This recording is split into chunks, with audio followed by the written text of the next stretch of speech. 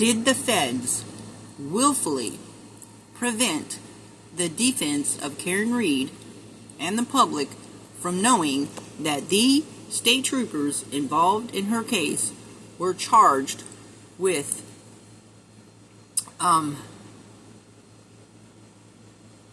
bribery? This is a story about two Massachusetts state troopers.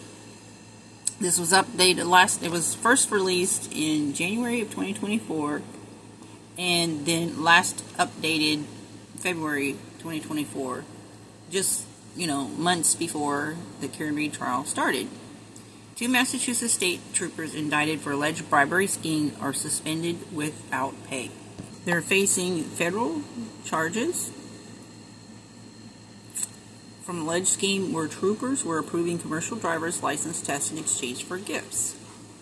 Sergeant Gary Cedarquist and Trooper Joe Rogers were suspended without pay indefinitely on Wednesday following a status duty hearing held at the department's headquarters, according to police spokesperson David Procopio. But here's where it gets tricky. Cedarquist, 58, and Rogers, 54, were among 6 total defendants named in a 74-count indictment unsealed by federal prosecutors on Tuesday morning. So, 2 retired state troopers, Calvin Butner, 63, Perry Mendez, 63, were named in the indictment, and both were arrested in Florida on Monday and appeared in federal court in that state on Tuesday. They're expected to appear in Boston federal court February 7th.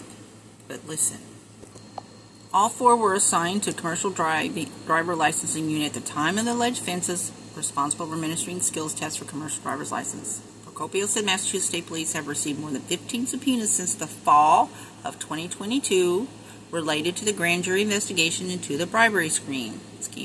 The State Police Office of Professional Integrity and Accountability continues to investigate allegations of misconduct, according to Procopio.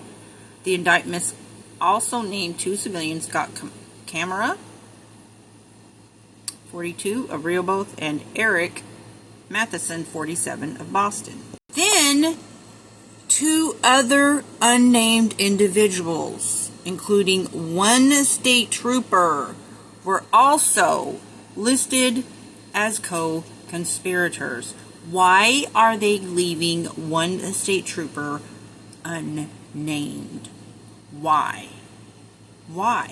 Officials said the troopers received an assortment of goods and services in exchange for automatically passing the applicants, including drivers they identify as clearly unqualified to safely operate tractor trailers and other large commercial vehicles.